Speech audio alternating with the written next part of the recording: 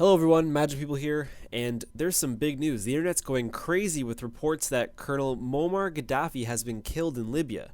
Just to kind of simplify things from this point moving forward, I'm going to refer to him as Evil Carlos Santana because it's a little bit easier to say than Muammar Gaddafi, whatever. It's spelled a million different ways.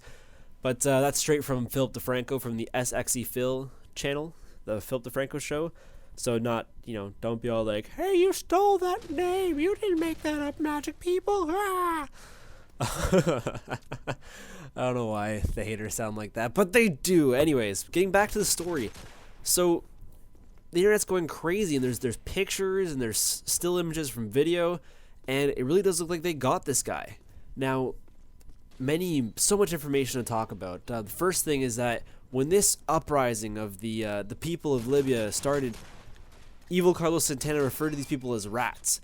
And the amazing irony of this situation is that they found him hiding, bleeding, dying in a sewer, in a sewer pipe off the side of a road.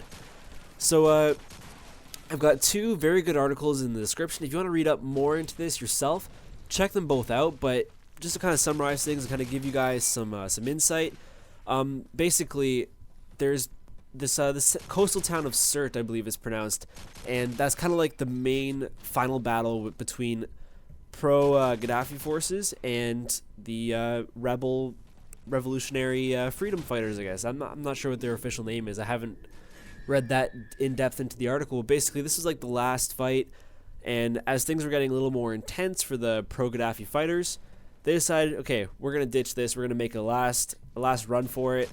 As they did, they got strafed by a fighter jet or an attack helicopter, something along those lines. And Gaddafi and a few of his supporters, they survived the attack, went to the drainage ditch, had a brief firefight, and the rebels pulled this guy out, bloodied and shot and injured. And apparently he fell victim to his wounds shortly after. There's photos of the rebel fighters holding up what is allegedly his golden pistol. How awesome would it be to own that thing? And also, like I said before, there are still images of him dead. He's really beat up. He's really bloodied. So it's kind of crazy. And this marks, I think this can kind of unofficially mark the end of of quite a journey in Libya. And just to kind of talk on the gameplay real quick, we're playing some more Call of Duty 2 here. You guys seem to really like that video I posted a couple days ago, and I thought, what's more fitting than another Tunisia gameplay? It's like basically Libya's next door neighbor. So thought I'd post that up for you guys, and I might do a couple more, and we'll move on to something else. Now, if you have no idea what I'm talking about, somehow you've missed the news and you don't really know what's going on, let me fill you in like the most summarized and compressed way possible. So since about February, there's been kind of crazy stuff going on in Libya. This has been inspired by the pro-democracy movement that has been spreading across the whole Middle Eastern region. I'm sure if you haven't heard about Libya, you definitely heard about Egypt. It's such an amazing example of how people have a voice and are so much connected than they ever have been before. With the internet and with the amount people are connected to the internet now, globally, not just, internet's been huge for a while, but I'm talking the global connection and the global activity of the internet and stuff. That's how Egypt spread so fast, and everyone knew what was going on. And that was an amazing example of how people can come together and accomplish something. Despite some sacrifices, despite some loss, they got rid of their prime minister, their president, Hosni Mubarak, I believe his name was.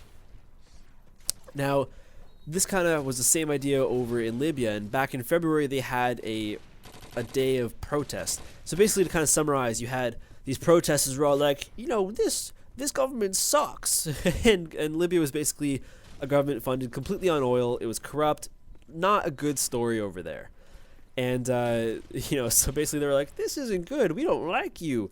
And Gaddafi's all like, these guys are rats. Let's use my big guns and shoot at them. Bang, bang. So the criminal court was basically like, we want this guy for killing civilians.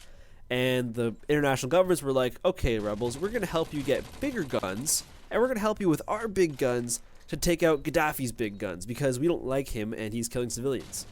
There you go. So that has been going on back and forth. The international community has had less of a direct role, and they've more been supporting the rebels. And the rebels, bit by bit, have been fighting for town. They've been taking Libya back city by city, kind of eliminating or capturing the forces loyal to evil Carlos Santana. And yeah, so this is where it all kind of comes to a close. You know, they've captured the guy's hometown, like I said, the village of Sirte, I believe. Gadaffi's dead. You know, it's a new era for the people of Libya.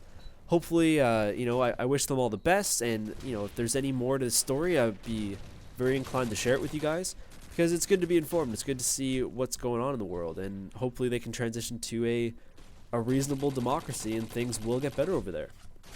But anyways, guys, that's kind of a short and dirty summary of what's going on over in Libya and kind of what's going on in the news today. I hope you guys enjoyed this. Leave me a like if you like this style of video, and I will see you guys next time. Have a great week, everybody, and I don't know, stay classy, I guess. I'm gonna steal a Anchorman quote there. Alright guys, see you later. Hey, thanks for watching. If you're really bored and you have nothing else better to do, I've got 2 videos up on my personal channel. The one on the left is a short remix I did for a sketching video where the guy gets a ball to the face.